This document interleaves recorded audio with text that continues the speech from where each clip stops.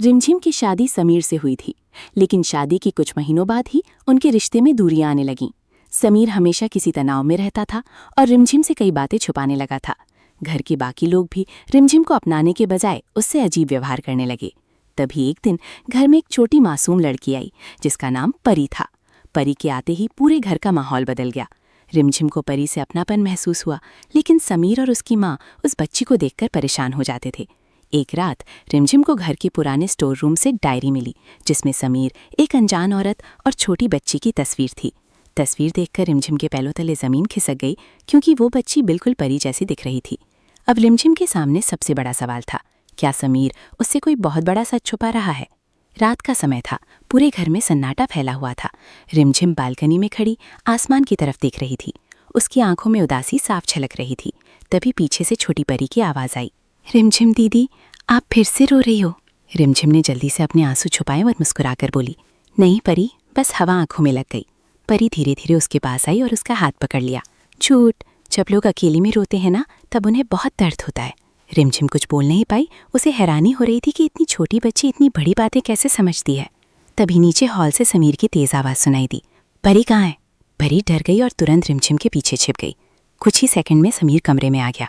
उसकी नज़र जैसे ही परी पर पड़ी, उसका चेहरा सख्त हो गया। मैंने कहा था ना, इसे मेरे कमरे के आसपास मत आने देना। रिमझिम चौंक गई। समीर, आखिर तुम इस बच्चे से इतनी नफरत क्यों करते हो?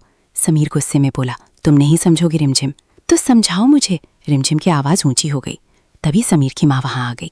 उन्होंने धीरे से कहा, समीर शांत हो जाओ। लेकिन समीर का गुस्सा कम नहीं हुआ। वो परी को घूरते हुए बोला, इस लड़की के आने के बाद सब कुछ बर्बाद हो गया। परी की आंखों से आंसू बहने लगे। मैंने क्या किया? रिमझिम तुरंत परी के सामने खड़ी हो गई। बस समीर, एक छोटी बच्ची पर क्यों चिल्ला रहे हो? समीर बिना कुछ बोले वहां से चला गया। उस रात रिमझिम को नींद नहीं आई। उसके मन में बार बार वही सवाल घूम रहा था, आखिर परी कौन है? पानी पीने के लिए जब वो नीचे गई, तब उसे स्टोर रूम से हल्की आवाज़ सुनाई दी। दरवाज़ा थोड़ा खुला था। रिमझिम धीरे धीरे अंदर गई। वहाँ छोटी परी एक पुरानी डायरी पकड़े खड़ी थी। ये देखो, परी ने डरते हुए कहा। रिमझिम ने डायरी खोली। अंदर कुछ पुराने फोटो और खत रखे थे। एक तस्वीर देखते ही उसके हाथ कांप गए। उस फोटो में समीर एक औरत के साथ खड़ा था और उसकी गोद में एक छोटी बच्ची थी। वो बच्ची बिल्कुल परी जैसी दिख रही थी। रिमझिम की सांसें तेज हो गईं। ये कौन है? तभी पीछे से समीर की आवाज़ आई, तुम्हें ये डायरी नहीं खोलनी चाहिए थी। रिमझिम पलट कर देखती है। समीर की आंखों में डर और गुस्सा दोनों थे। समीर, सच क्या है? समीर कुछ बोल पाता उससे पहले परी रोते हुए बोली, ये मेरे पापा हैं। रिमझिम के हाथ से डायरी नीचे गिर गई। पूरा कमरा सन्नाटे में डूब गया। समीर ने आंखें बंद कर लीं। अब वो सच सामने आ चुका था, जिसे वो इतने सालों से छुपा रहा था। निशा ने अपनी माँ के पैर पकड़कर रोते हुए कहा, माँ, मैं इस शादी नहीं करना चाहती। वो आदमी पागल है। लोग कहते हैं कि वो कभी कभी रात को चीखता है। लेकिन उसकी माँ ने सख्ती से जवाब दिया, चुप कर, तेरे पिता की कंपनी डूब रही है। अगर ये रिश्ता नहीं हुआ तो हम सड़क पर आ जाएंगे। विवान का परिवार बहुत अमीर है, बस चुपचाप शादी कर ले। निशा की शादी विवान राठौड़ से तय हुई थी। विवान शहर का सबसे रहस्यमयी और डरावना लड़का माना जाता था। 28 साल का, लंबा कद काठी, लेकिन आंखों में एक अजीब सा पागलपन। कभी कभी वो अचानक हंसने लगता, कभी घंटों चुप रहता। लोग कहते थे कि उसकी पहली मंगेतर की मौत के बाद वो पागल हो गया था। शादी के दिन मंडप में निशा कांप रही थी। विवान ने जब उसका हाथ थामा तो उसकी उंगलियां बर्फ जैसी ठंडी थीं। फेरे पूरे होते समय विवान ने उसके कान में फुसफुसाया, डरो मत, मैं तुम्हें मारने ही डालूंगा शायद। रात को विवान के विशाल पुराने बंगले पर पहुंचकर निशा और भी डर गई। घर में हर तरफ पुरानी तस्वीरें, अंधेरे कमरे और एक पुरानी दादी जो लगातार विवान खतरनाक है बुदबुदाती रहती थी। पहली रात विवान ने निशा से कहा, तुम मेरे कमरे में मत आना, मैं रात को अकेला रहना पसंद करता हूँ। फिर वो अपने कमरे में बंद हो गया। निशा ने बाहर से आवाज़ें सुनी, जैसे कोई रो रहा हो फिर हंस रहा हो। अगली सुबह विवान सामान्य दिख रहा था। वो निशा के लिए नाश्ता लेकर आया। मुझे माफ़ कर दो, मैं थोड़ा अलग हूँ, लेकिन मैं तुम्हें नुकसान नहीं पहुँचाऊंगा। धीरे धीरे निशा को पता चला कि विवान एक बहुत बड़ा आर्किटेक्ट है, लेकिन वो रात में नींद नहीं सोता। वो पुरानी किताबें पढ़ता, कभी कभी अकेले में किसी से बात करता। एक दिन निशा ने उसके कमरे में घुसकर एक डायरी देखी। उसमें लिखा था, मैंने अपनी पहली मंगेतर को मार दिया, वो मुझे धोखा दे रही थी। निशा डर के मारे कांप गई। उसी रात विवान ने उसे पकड़ लिया। तुम जासूसी कर रही हो? उसकी आंखें लाल थीं।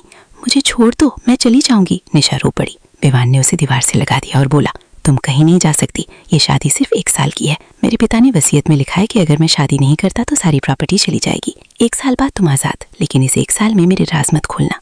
निशा ने मजबूरी में हामी भर दी, लेकिन उसके मन में डर के साथ एक जिज्ञासा भी जाग रही थी। धीरे धीरे विवान का व्यवहार बदलने लगा। वो निशा को अच्छे कपड़े दिलाता, उसके साथ घूमने ले जाता। एक दिन बारिश में दोनों भीग गए तो विवान ने पहली बार हंसकर कहा, तुम बहुत प्यारी हो निशा। लेकिन रातें अभी भी डरावनी थीं। निशा ने देखा कि विवान अक्सर पुरानी तस्वीरों के सामने बैठकर मुझे माफ कर दो प्रिया कहता रहता। प्रिया उसकी पहली मंगेतर थी। उधर निशा का एक्स बॉयफ्रेंड अर्जुन वापस लौटा। वो निशा से मिलने आया और बोला, विवान पागल है, मैं तुम्हें बचाने आया हूँ। निशा ने मना कर दिया, लेकिन अर्जुन ने विवान को फोन करके धमकाया। विवान गुस्से में आ गया। उसने निशा को बंद कमरे में बंद कर दिया। तुम अभी भी उससे प्यार करती हो? निशा रोते हुए बोली, नहीं, मैं तो तुमसे डरती हूँ। विवान ने दरवाजा खोल दिया और खुद बाहर चला गया। उस रात वो घायल होकर लौटा। निशा ने उसके घाव साफ किए। विवान ने पहली बार अपनी कहानी सुनाई। प्रिया मेरे साथ धोखा कर रही थी, वो मेरे दुश्मन के साथ थी। जब मैंने उसे पकड़ा तो उसकी मौत हो गई, लेकिन मैंने उसे नहीं मारा। दुश्मनों ने मारकर मुझे फंसाया। मैंने पागल होने का नाटक किया ताकि लोग मुझे छोड़ दें। निशा को विश्वास नहीं हुआ, लेकिन उसकी सहानुभूति जाग गई। धीरे धीरे दोनों करीब आने लगे। विवान निशा को अपनी कंपनी ले जाने लगा। निशा ने देखा कि विवान बहुत टैलेंटेड है, लेकिन अंदर से बहुत टूटा हुआ है। लेकिन खतरा पास था। विवान का छोटा भाई कबीर, जो विदेश से लौटा था, असल में प्रिया की मौत का असली गुनहगार था। वो विवान की सारी प्रॉपर्टी हड़पना चाहता था। कबीर ने निशा को अलग में थमाया। अगर तुमने विवान को कुछ बताया तो मैं तुम्हारे पूरे परिवार को खत्म कर दूंगा। निशा चुप रही। एक दिन कबीर ने विवान पर हमला कर दिया। निशा ने बीच में आकर विवान को बचाया और खुद घायल हो गई। हॉस्पिटल में विवान रो पड़ा। तुम मेरे लिए क्यों इतना कर रही हो? निशा ने कमजोर आवाज में कहा, क्योंकि मैं तुमसे प्यार करने लगी हूँ। पागलपन के बावजूद विवान ने कबीर को पुलिस के हवाले कर दिया। सारी सच्चाई सामने आ गई। विवान का पागलपन सिर्फ नाटक था। वो अपने दुश्मनों से बचने के लिए ऐसा करता था। 1 साल पूरा होने वाला था। विवान ने निशा से कहा, अब तुम आजाद हो जाओ, जहाँ जाना चाहती हो। निशा ने मुस्कुराते हुए जवाब दिया, मैं यहीं रहना चाहती हूँ, तुम्हारे साथ। विवान ने उसे गले लगाया, तुमने मुझे दोबारा जीना सिखाया। लेकिन कहानी यहीं नहीं खत्म हुई। प्रिया की बहन आई और बोली, विवान, मेरी बहन की मौत का असली राज अभी भी बाकी है। तुम्हारी माँ भी इसमें शामिल थी। निशा और विवान दोनों स्तब्ध रह गए। विवान की माँ ने कबूल किया कि उसने प्रिया को पैसों के लालच में विवान से दूर करने की कोशिश की थी, लेकिन बात हाथ से निकल गई। घर में बड़ा तूफान आया। निशा ने विवान को संभाला। अतीत को छोड़ दो, हम नई शुरुआत करेंगे। कुछ महीनों बाद निशा गर्भवती हुई। विवान खुशी से पागल हो गया, इस बार सच्चे पागलपन से। लेकिन पुराना दुश्मन फिर लौटा, प्रिया का प्रेमी, जो अब भी बदला लेना चाहता था। उसने निशा को अगवा कर लिया। विवान ने अपनी सारी ताकत लगाकर निशा को बचाया। आखिरी लड़ाई में वो खुद बुरी तरह घायल हुआ।